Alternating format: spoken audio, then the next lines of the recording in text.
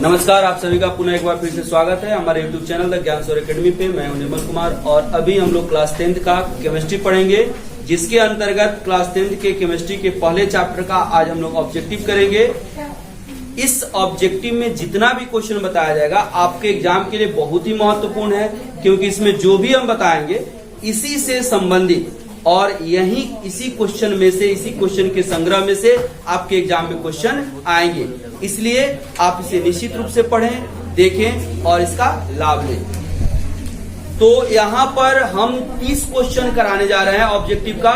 इस 30 क्वेश्चन को एकदम ध्यान में रखिएगा। अभी हम बोल कर कराएंगे, आप लोग को याद भी हो जाएगा, ठीक है। ऐसा नहीं है कि इसको हम नोट्स के द्वारा दे रहे हैं, अभी हम देंगे, आप इसको याद भी कर सकते हैं। हो सकता है कि इसमें से बहुत सारे टर्म्स, बहुत सारे क्वेश्चन आप बता भी दें, उसके बारे में आप जानते भी हो, ठीक है। तो लिखेंगे पहला ऑब्जेक्टिव,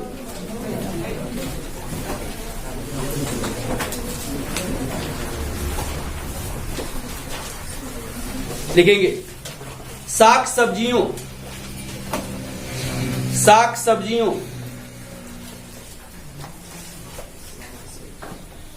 साग सब्जियों या साग सब्जियों या जैव अपशिष्ट पदार्थ का, जैव अपशिष्ट पदार्थ का, जैव अपशिष्ट पदार्थ का ऑक्सीजन की अनुपस्थिति में, ऑक्सीजन की अनुपस्थिति में ऑक्सीजन की अनुपस्थिति में अपघटित,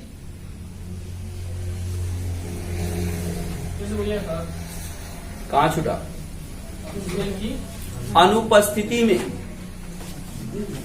ऑक्सीजन की अनुपस्थिति में अपघटित होने की प्रक्रिया को, अपघटित होने की प्रक्रिया को, अपघटित होने की प्रक्रिया को हम कहते हैं, हम कहते हैं, ठीक है। अब देखिए, ऑक्सीजन की अनुपस्थिति में, यानी कि जैसे मिट्टी के नीचे हम किसी जैव पदार्थ को दबा देते हैं, कहीं रख देते हैं, ऑक्सीजन उसको नहीं मिलता है, वो अपघटित होकर के काले रंग का जीवाश्म पदार्थ बनाता है। आप उसको जब टच कीजिएगा तो वह गर्म होता है। क्या होता है? तो अपघटित होने की प्रक्रिया जो होती है वहां पे कौन सी होती है? ऊष्मा का वहां पे निष्कासन होता है, तो उसी के फलस्वरूप वो अपघटित होता है गर्मी से, है ना। तो उसको क्या कहेंगे बताइए? ऊष्माक्षेपी अभिक्रिया। क्या कहेंगे? लिखेंगे, उत्तर में लिखिए इसका, ऊष्माक्षेपी अभिक्रिया।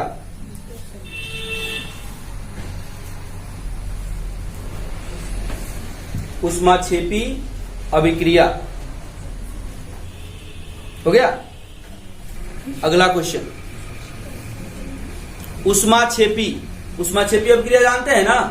वैसी रासायनिक अभिक्रिया जिसके फलस्वरूप क्या होता है? ऊष्मा का निष्कासन होता है ना। अगला लिखेंगे, खाद्य पदार्थों का दुर्गंधित होना, खाद्य पदार्थों का दुर्गंधित होना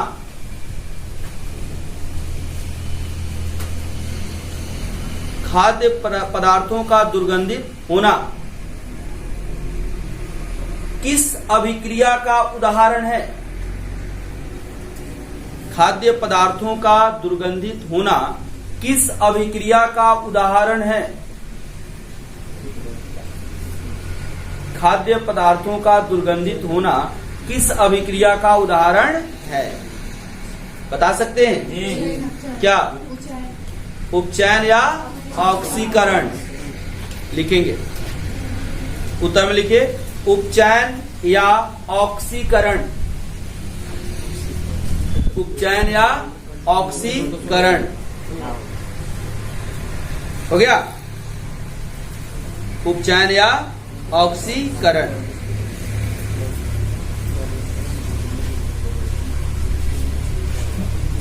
अगला क्वेश्चन, अगला क्वेश्चन लिखेंगे, लोहे का संक्षारित होना, लोहे का संक्षारित होना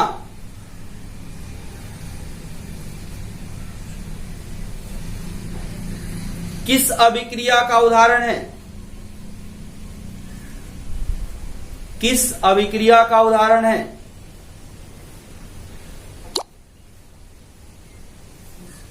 किस अभिक्रिया का उदाहरण है? बता सकते हैं? कौन अभिक्रिया? ऑक्सीकरण। लिखेंगे ऑक्सीकरण या उपचयन।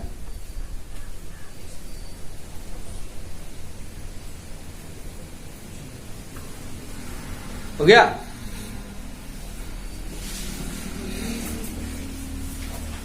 अगला लिखेंगे साग सब्जियों, साग सब्जियों या जैव अपशिष्ट पदार्थ या जैव अपशिष्ट पदार्थ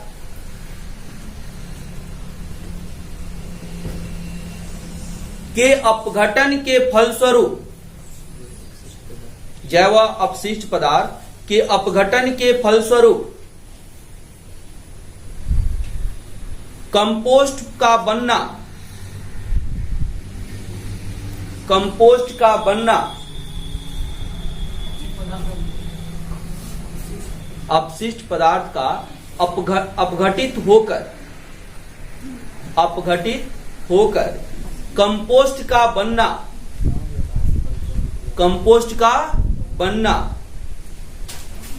किस प्रकार का परिवर्तन है? किस प्रकार का परिवर्तन है? जैव अपशिष्ट पदार्थ का अपघटित होकर कंपोस्ट का बनना किस प्रकार का परिवर्तन है? बताइए किस प्रकार का परिवर्तन है? रासायनिक परिवर्तन। कंपोस्ट जानते हैं ना? ह्यूमस कहते हैं हिंदी में।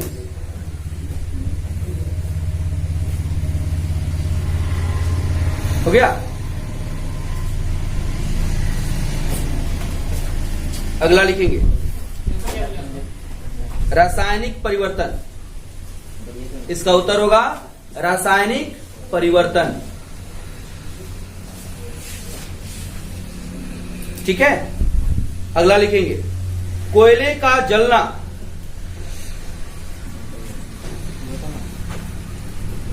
कोयले का जलना किस प्रकार का परिवर्तन है? कोयले का जलना किस प्रकार का परिवर्तन है?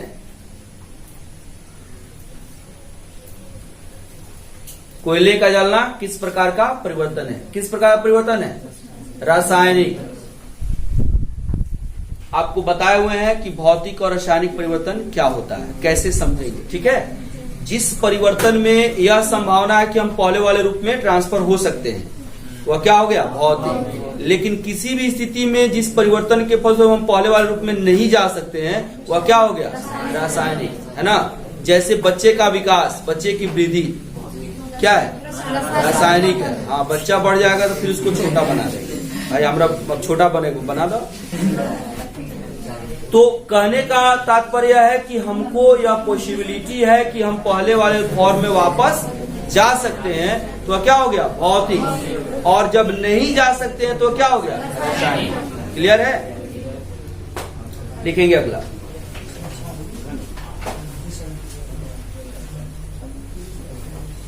वैसी अभिक्रिया, वैसी अभिक्रिया जो उष्मा के उपस्थिति में संपन्न होती है, उष्मा के उपस्थिति में संपन्न होती है, उष्मा के उपस्थिति में संपन्न होती है, क्या कहलाती है? उष्मा के उपस्थिति में संपन्न होती है, क्या कहलाती है? क्या कहलाती है? क्या कहलाती है? उष्माशोषी अभिक्रिया। उष्माशोषी अभिक्रिया।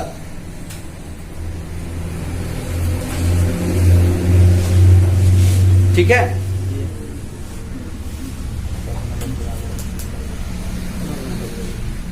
अगला लिखेंगे,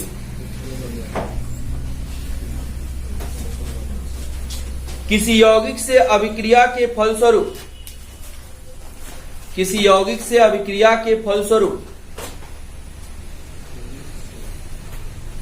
किसी यौगिक से अभिक्रिया के फलस्वरूप ऑक्सीजन का निष्कासित होना, किसी यौगिक से अभिक्रिया के फलस्वरूप, किसी यौगिक से अभिक्रिया के फलस्वरूप ऑक्सीजन का निष्कासित होना, ऑक्सीजन का निष्कासित होना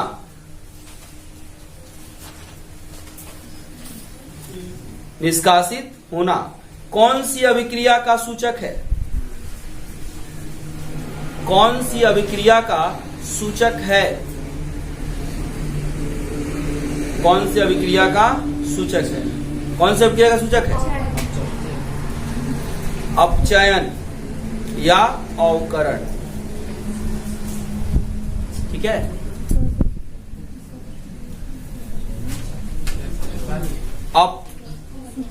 अपचयन या अवकरण, अपचयन या अवकरण। ठीक है। अब देखिए, इसका विपरीत जब यह जान लिया तो इसका विपरीत आप बता सकते हैं। तो ऑक्सीजन का निष्कासित होना अगर अवकरण की अभिक्रिया का सूचक है तो ऑक्सीजन का संयोजित होना, ऑक्सीजन का मिलना किस अभिक्रिया का होगा? ऑक्सीकरण अभिक्रिया का होगा। ठीक है। लिखेंगे अगला, किसी पदार्थ को, किसी पदार्थ को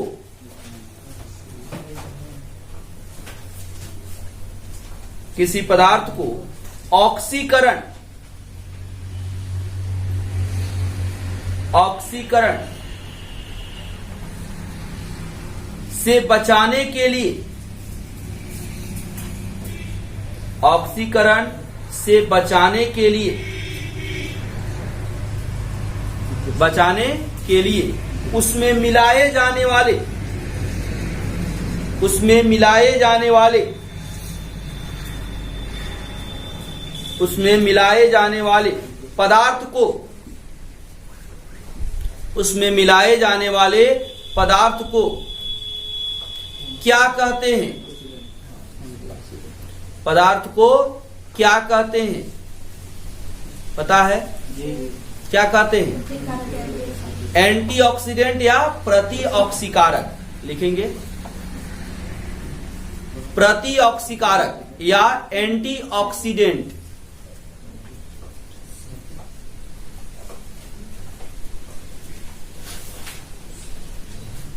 प्रतिऑक्सीकारक या एंटीऑक्सीडेंट। हो गया।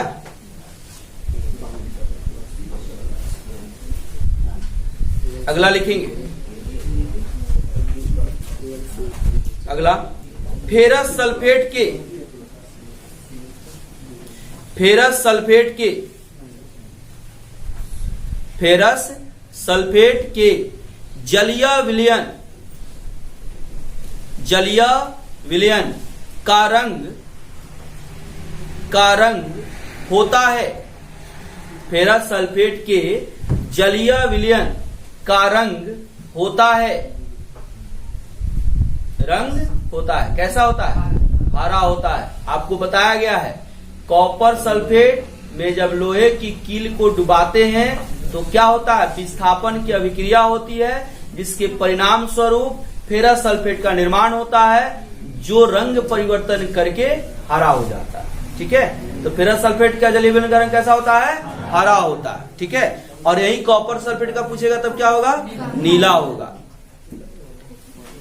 लिखे अगला, कॉपर सल्फेट के जलीय विलयन का रंग होता है, कॉपर सल्फेट के जलीय विलयन का रंग होता है, कॉपर सल्फेट के जलीय विलयन का रंग होता है। कैसा होता है? नीला। कॉपर सल्फेट के जलीय विलयन का रंग होता है नीला। हो गया। अगला लिखेंगे, जंग का सूत्र होता है, जंग दुगो होता है, जानते हैं ना, युद्ध होता है, जंग एक वार, युद्ध है ना, और एक जंग हो गया क्या, लोहे पर जो लगता है ना, रस्ट इसको बोलते हैं ना, रस्ट। जंग का सूत्र होता है, क्या सूत्र होता है जानते हैं, ferrous oxide Fe3O4, Fe3O4, Fe3O4 O4 लिखाएगा।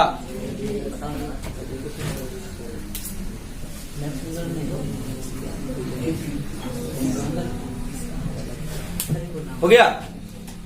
अगला, एलपीजी का मुख्य अवयव होता है, एलपीजी का मुख्य अवयव होता है, एलपीजी बताए हुए हैं, जानते हैं ना, अंग्रेजी में इसको कहेंगे, कहते हैं लिक्विड पेट्रोलियम गैस, है ना, द्रवित पेट्रोलियम गैस। ठीक है। इसमें शामिल होता है कौन कौन, एथेन, प्रोपेन, आइसोब्यूटेन और नॉर्मल ब्यूटेन। अब इसमें मुख्य अवयव यानी कि ब्यूटेन के दो भाग होते हैं, इसलिए मुख्य अवयव हम क्या कहेंगे, मुख्य अवयव ब्यूटेन कहते हैं। एथेन का एक एक पार्ट है ना, उसके बाद प्रोपेन का भी एक ही पार्ट है, लेकिन ब्यूटेन आइसो भी शामिल है और नॉर्मल भी शामिल है। अभी नॉर्मल ब्यूटेन और आइसो ब्यूटेन क्या होता है, जब हम लोग कार्बन और उसके यौगिक पढ़ेंगे तो उसमें हम लोग जानेंगे, है ना, कि नॉर्मल ब्यूटेन क्या होता है और आइसो ब्यूटेन क्या होता है। ठीक है। तो आप बताइए मुख्य अवयव क्या होगा, ब्यूटेन। ठीक है। एलपीजी का मुख्य अवयव होता है कौन सा, ब्यूटेन। उत्तर में लिखेंगे ब्यूटेन। हो गया। अगला क्वेश्चन, अगला क्वेश्चन लिखिए, चुन्ना पत्थर, चुन्ना पत्थर या संगमरमर, संगमरमर या खड़िया, खड़िया या चौक, चौक का सूत्र होता है, वही खड़िया को ही खल्ली बोलते हैं, का सूत्र होता है, क्या सूत्र होता है, कैल्शियम कार्बोनेट CaCO3, लिखे CaCO3, कैल्शियम कार्बोनेट, Ca होता है कली चूना का सूत्र। ठीक है। क्या लिखे, CaCO3, यह संगमरमर का सूत्र हो गया, इसमें से पूछा जाता है कोई, CaCO3। हो गया।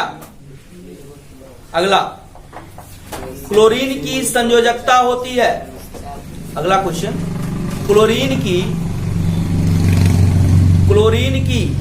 संयोजकता होती है, क्लोरीन की संयोजकता होती है,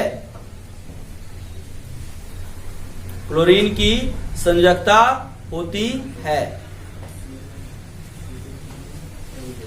कितनी होती है, इसमें माइनस प्लस नहीं बताते हैं, संयोजकता जब भी कहा जाए तो अब कितना ले रहा है या कितना दे रहा है ना।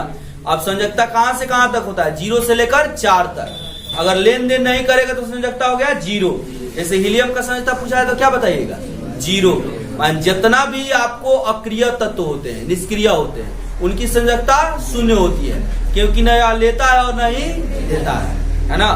और ले करके या दे करके, तो 1, 2, 3 और 4, तो 0 से लेकर 4 तक क्या होती है, संयोजकता होती है। और संयोजी इलेक्ट्रॉन कहां से कहां तक होते हैं, 1 से लेकर 8 तक, जिसमें से अगर संयोजी इलेक्ट्रॉन में 1, 2, 3 हो गए किसी तत्व में तो वह धातु होता है।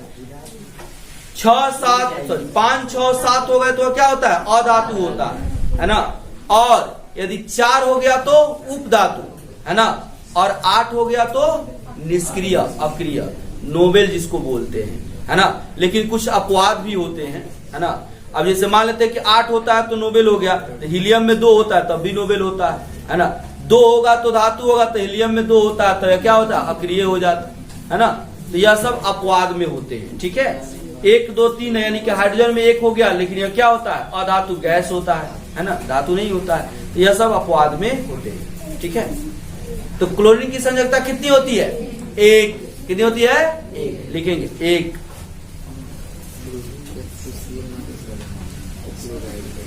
हो गया। आपको बताया है, याद रखिएगा, कम से कम देखिए 1 से लेकर के 20 तक के तत्व के नाम, परमाणु संख्या और संकेत, है ना, उसका संयोजकता, इलेक्ट्रॉनिक विन्यास और संयोजी इलेक्ट्रॉन। इसको याद रखिए, क्योंकि इससे 1 नंबर का क्वेश्चन निश्चित रूप से आपसे पूछा जाएगा, ठीक है। हमने बस एक बता दिया है कि इससे संबंधित क्वेश्चन आएगा, बस समझ रहा है ना। वह कुछ भी पूछा जा सकता है। हम क्लोरीन का संयोजकता लिखा है, कैल्शियम का भी पूछ देगा, सोडियम का पूछ देगा, मैग्नीशियम का पूछ देगा, तो आपको इसको ध्यान में रखना है। अब बताइए, इसी संबंध 20 को लिखा है, तो 20 को संयोजी इलेक्ट्रॉन के लिए, 20 को संयोजकता के लिए, 20 को आयन के लिए, तब कई गो ऑब्जेक्टिव हो जाए, तो इसी को खाली लिखाते रख जाएंगे ना। तो इसलिए आपको यह समझना है कि हमको इससे संबंधित जो भी है उसको तैयार रखना है, बात समझ रहा है ना। चलिए आगे, अंडे के कवच में कौन सा तत्व पाया जाता है।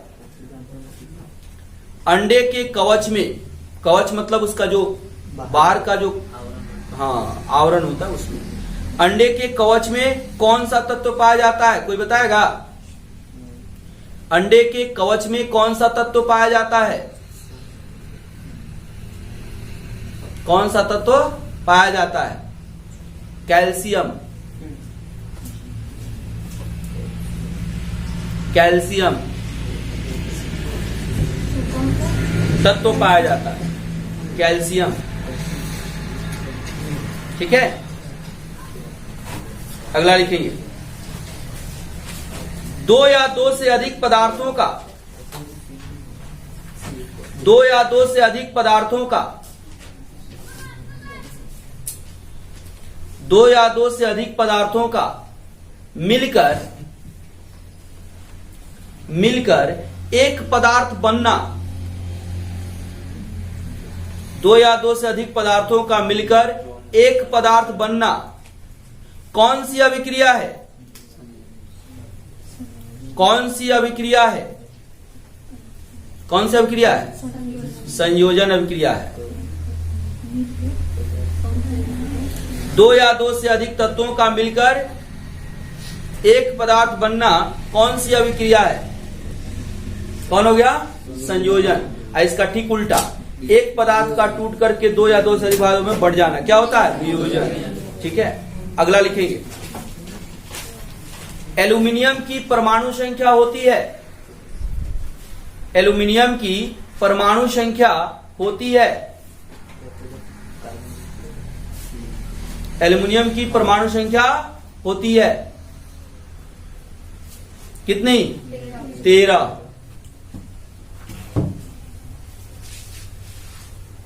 13 हो गया। अगला, कली चूना पर, कली चूना पर, कली चूना पर जब जल को डाला जाता है, कली चूना पर जब जल को डाला जाता है, जब जल को डाला जाता है तो कौन सी अभिक्रिया संपन्न होती है, कौन सी अभिक्रिया संपन्न होती है, कौन सी अभिक्रिया संपन्न होती है, ऊष्माक्षेपी।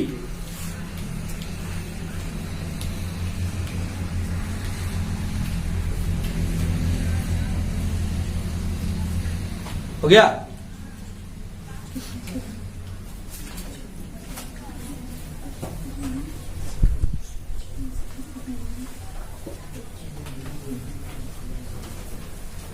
हो गया। अगला लिखेंगे, सिल्वर इसका लिखेंगे ऊष्माक्षेपी, हो गया। अगला लिखेंगे सिल्वर क्लोराइड का रंग होता है,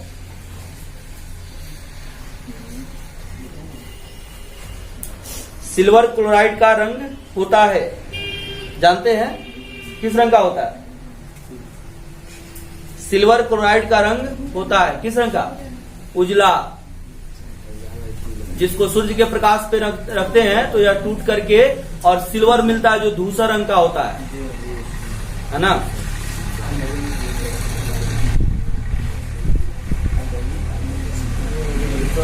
हो गया।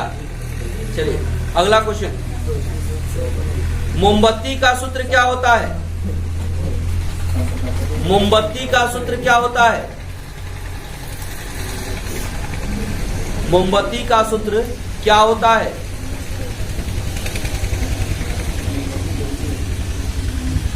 ठीक है, लिखेंगे उत्तर में पेंटाकोशेन।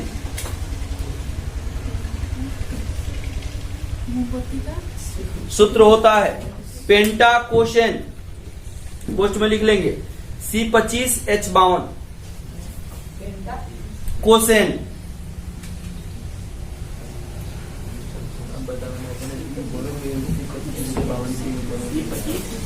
C25H52 पेंटाकोसेन।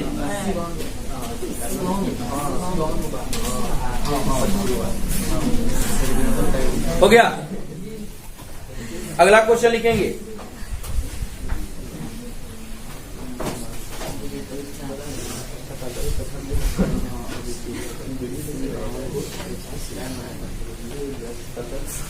अवकारक, अवकारक पदार्थों के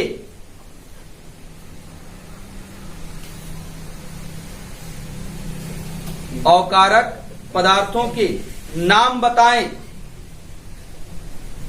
नाम बताएं।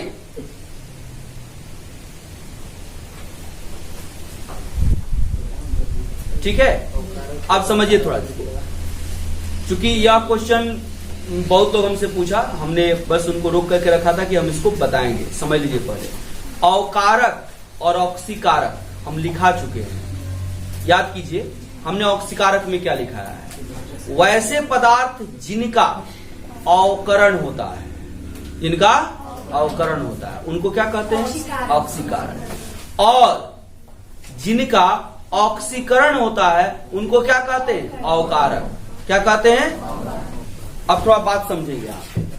अवकारक हो रहा है, अवकारक उनको कहेंगे जिनका ऑक्सीकरण होता है।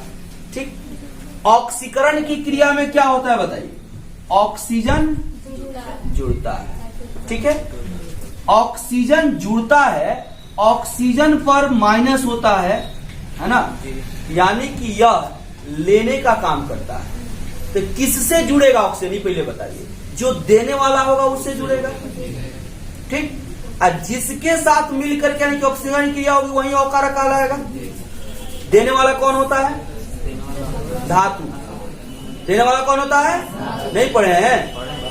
जितनी भी धातु होती है सब देने वाली होती है, क्योंकि सबके अंतिम कक्षा में 1, 2, 3 यानी कि संयोजी इलेक्ट्रॉन होते हैं, यह देने का काम करते हैं। तब इस हिसाब से ऑक्सीजन किसके साथ मिलेगा? जनरली धातु के साथ। तो अब बताइए मुख्य रूप से अवकारक कौन हो गया? धातु, यानी कि सभी धातु अवकारक होते हैं। सभी धातु पहला मिला, यानी कि जहां कहीं भी आप धातु देखिएगा तो वह आपका अवकारक हो जाएगा। क्लियर है? बात समझ आ रही कि नहीं आ रही है? लिखिए, उत्तर में लिखेंगे, अभी कुछ और है इसमें। देखिए, सभी धातुएं अवकारक होती हैं। अवकारक कोश में लिख लीजिएगा अपचायक। सभी धातुएं अवकारक, कोष्ठ में लिख लीजिएगा अपचायक। अपचायक होती हैं। हो गया? जैसे जैसे सोडियम, मैग्नीशियम,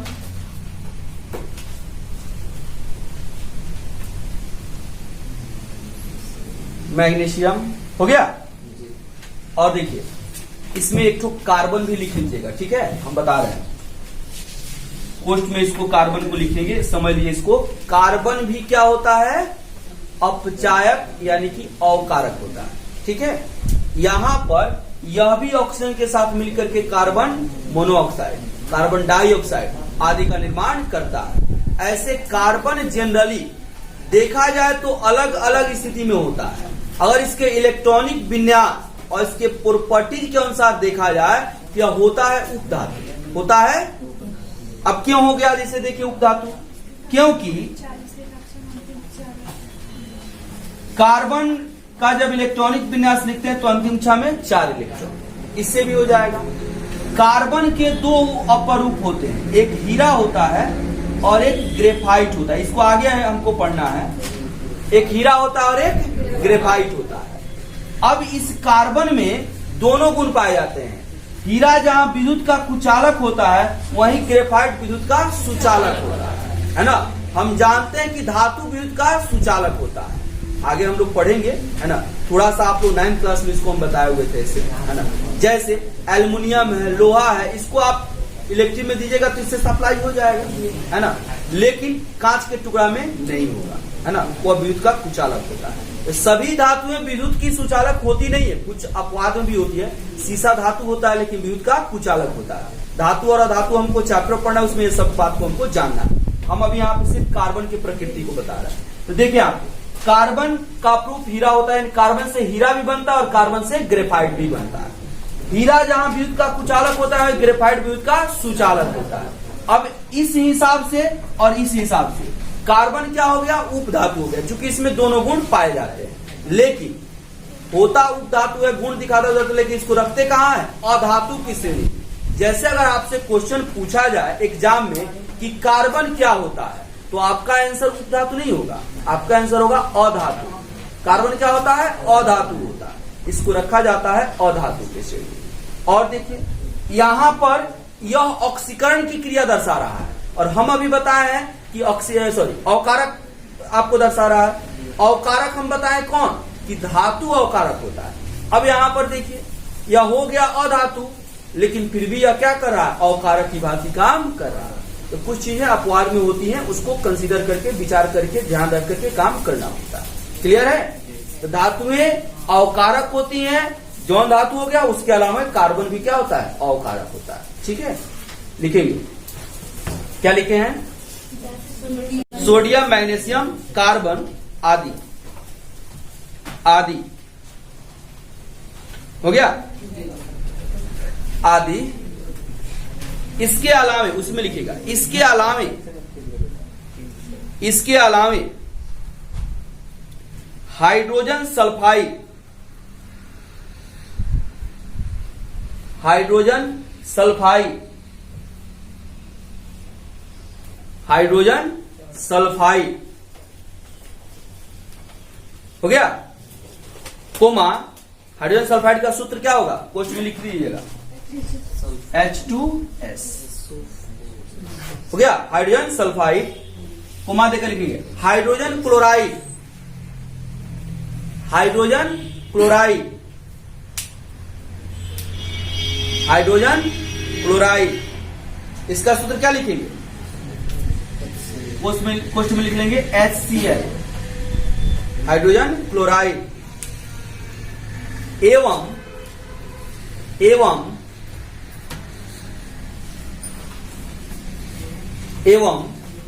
हाइड्रोजन, हाइड्रोजन भी अवकारक होते हैं,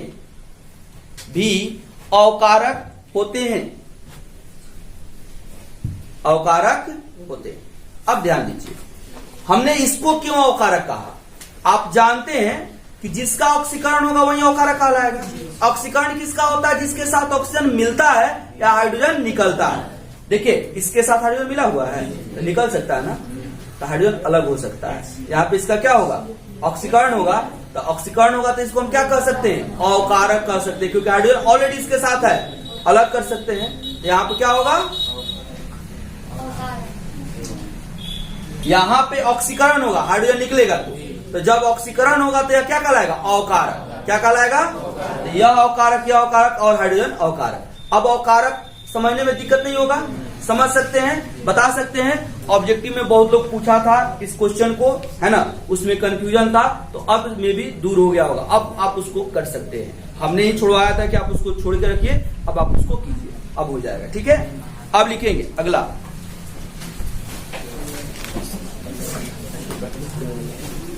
आगे लिखेंगे उपचायक या ऑक्सीकारक कौन होते हैं? उपचायक या ऑक्सीकारक कौन होते हैं? उपचायक या ऑक्सीकारक कौन होते हैं? उपचायक या ऑक्सीकारक कौन होते हैं? तो एक तो उसका उल्टा हो जाएगा, कौन? अधातु। ठीक है, लिखेंगे उत्तर में सभी अधातुएं उपचायक होती हैं। सभी अधातुएं उपचायक होती हैं,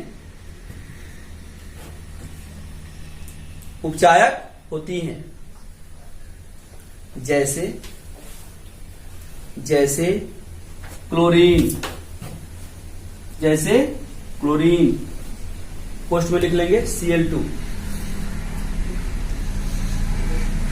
हो गया,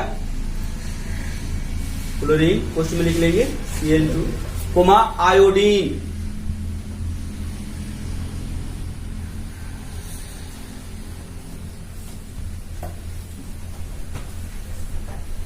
हो गया आयोडीन, आयोडीन पोस्ट में लिख लेगा I2। हो गया, इसके अलावे आदि लिख लीजिएगा, आदि। इसके अलावे, इसके अलावे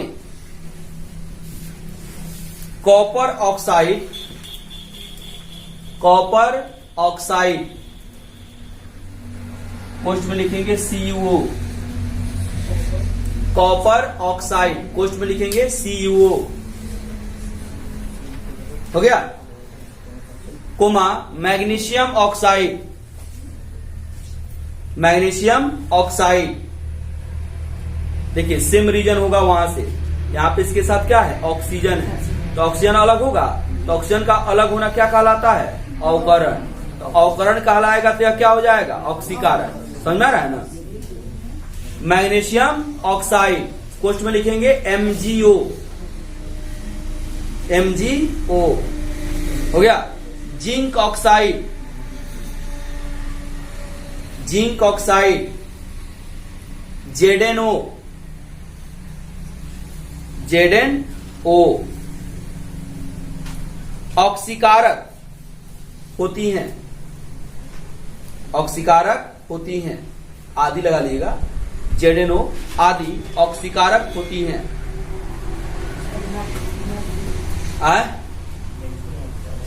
जिंक ऑक्साइड आदि ऑक्सीकारक होती हैं। हो गया, अब देखिए ये तो हो गया अवकारक और ऑक्सीकारक। अब तो समझ गए होंगे, अब तो डिफाइन करने में कोई दिक्कत नहीं होना चाहिए, है ना। अब यहाँ पे कुछ पदार्थ जो होता है वो ऑक्सीकारक भी होता है और अवकारक भी होता है, उसको हम लोग जानेंगे। लिखिए अगला क्वेश्चन, उपचायक तथा अपचायक पदार्थों के नाम लिखें। उपचायक तथा अपचायक पदार्थों के नाम लिखें। उपचायक तथा अपचायक पदार्थों के नाम लिखें।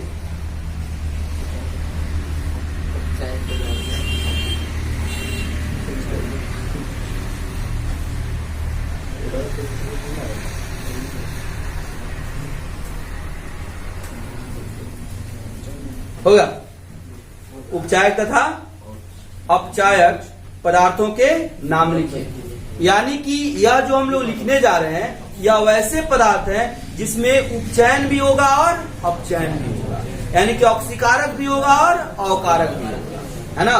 तो यह ऑब्जेक्टिव में पूछा जाता है कि दोनों गुण किस में पाए जाते हैं, है ना। लिखेंगे SO2, H2O2, O3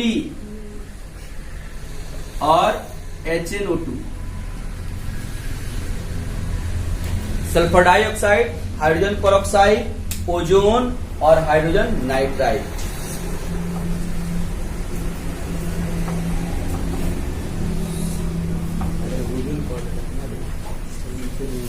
हो गया? कितना हो गया है?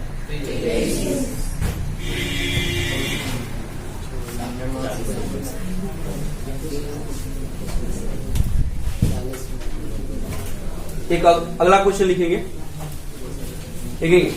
H2S प्लस I2 अभिक्रिया करेगा तो बनेगा HI अब प्लस S में कौन उपचायक है?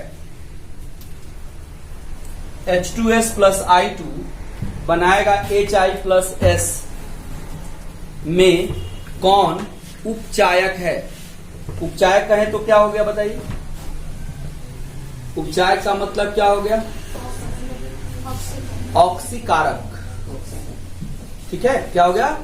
देखिए ना, लिखाए हुए हैं। उपचायक मतलब ऑक्सीकारक। तो ऑक्सीकारक कौन होगा? जिसका अवकरण होगा। अवकरण होगा ना। यहां बताइए किसका अवकरण हो रहा है? हाइड्रोजन, आयोडीन का। आयोडीन के साथ क्या मिल रहा है? H, हाइड्रोजन मिल रहा है ना। यहां पर आयोडीन के साथ हाइड्रोजन मिल रहा है तो यह हो गया हाइड्रोजन आयोडाइड। तो इसका क्या हो रहा है? अवकरण हो रहा है, इसलिए क्या हो जाएगा? ऑक्सीकारक हो जाएगा, यानी कि उपचायक हो जाएगा। ठीक है, यह ठीक उसी तरह से है जैसे आप लोग लेड वाला क्वेश्चन था, है ना, सीसा वाला और कार्बन डाइऑक्साइड वाला, है ना, वहां पे PbO से Pb बना था और C से CO2 बना था। ठीक है, तो कार्बन के साथ ऑक्सीजन जुड़ रहा था। ठीक, तो उसका कार्बन डाइऑक्साइड का ऑक्सीकरण हो गया, है ना। तो वह क्या बताएंगे? उसका उपचयन होगा, वह उपचयित होगा कि अपचयित होगा? क्या होगा? अपचयित। क्या होगा? अपचयित, है ना। और PbO से Pb बन रहा है, यानी कि ऑक्सीजन निकल रहा है, तो क्रिया कौन होगा? अवकरण। यहां पर सीसा का अवकरण, यानी कि अवकरण होगा तो क्या हो जाएगा? ऑक्सीकारक, यानी कि उपचयित। ठीक है, यह होगा, है ना। अगला लिखेंगे,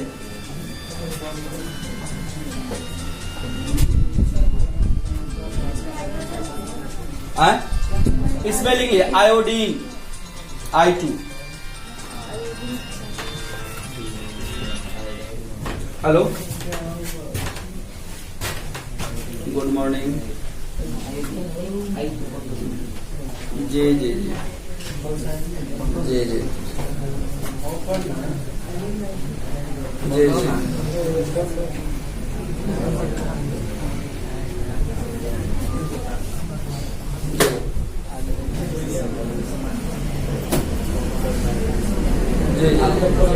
जरूर जरूर।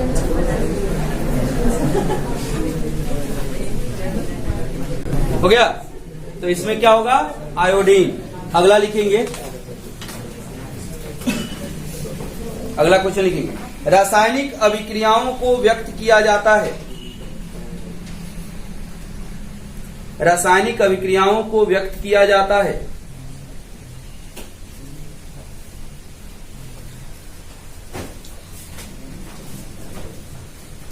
रासायनिक अभिक्रियाओं को व्यक्त किया जाता है। लिखेंगे उत्तर में समीकरणों के द्वारा। समीकरणों के द्वारा। समीकरणों के द्वारा। अगला लिखेंगे नाइट्रोजन डाइऑक्साइड। नाइट्रोजन डाइऑक्साइड किस हो जाएगा तो कहिएगा। नाइट्रोजन डाइऑक्साइड पोस्ट में लिख लेंगे NO2। नाइट्रोजन डाइऑक्साइड पोस्ट में लिखेंगे NO2 के धुएं का रंग होता है। के धुएं का रंग होता है? नाइट्रोजन डाइऑक्साइड NO2 के धुएं का रंग होता है। धुएं का रंग होता है। धुएं का रंग होता है। लिखेंगे भूरा। भूरा हो गया। अगला, जिस क्रिया में इलेक्ट्रॉन का अधिग्रहण होता है, जिस क्रिया में इलेक्ट्रॉन का अधिग्रहण होता है, जिस क्रिया में इलेक्ट्रॉन का अधिग्रहण होता है, जिस क्रिया में इलेक्ट्रॉन का अधिग्रहण होता है, वह कहलाता है, वह कहलाता है, वह कहलाता है अवकरण अभिक्रिया। उत्तर में लिखेंगे अवकरण अभिक्रिया।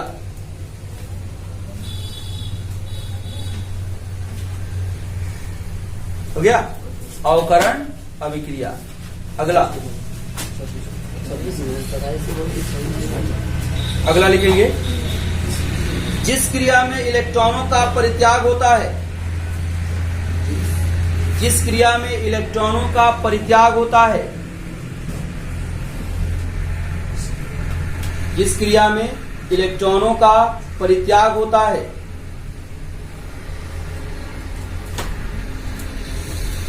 परित्याग होता है,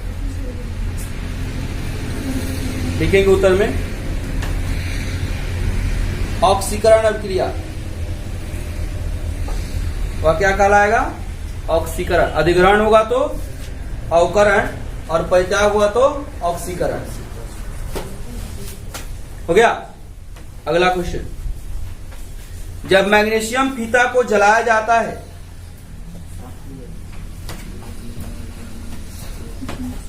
जब मैग्नीशियम फीता को जलाया जाता है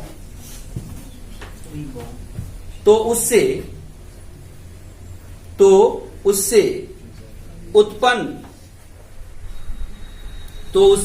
उत्पन्न आग की लौ होती है, तो उससे उत्पन्न आग की लौ होती है, उससे उत्पन्न आग की लौ होती है, आग की लौ होती है। लिखेंगे उत्तर में चमकीला उजला।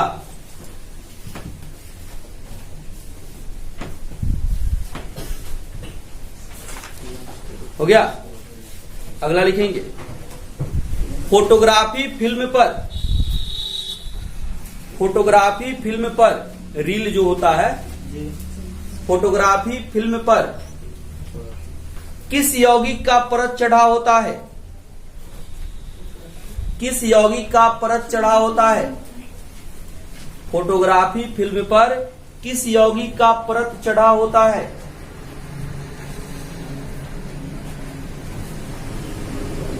किस यौगिक का परत चढ़ा होता है? हो गया।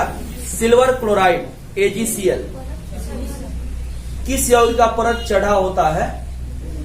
Silver chloride AgCl, silver chloride AgCl। यह 30 क्वेश्चन आपके लिए पहला चैप्टर के लिए जो महत्वपूर्ण है उनको हमने बताया। आप अगर 30 क्वेश्चनों का अध्ययन करते हैं, इसको पूरा तैयार करते हैं, तो इस चैप्टर से आपका एक भी क्वेश्चन छूटेगा नहीं, है ना। पुनः अब अगले क्लास में हम लोग अगले चैप्टर का अध्ययन करेंगे, अगले चैप्टर के कंसेप्ट को जानेंगे, उसके साथ हम पुनः हाजिर होंगे।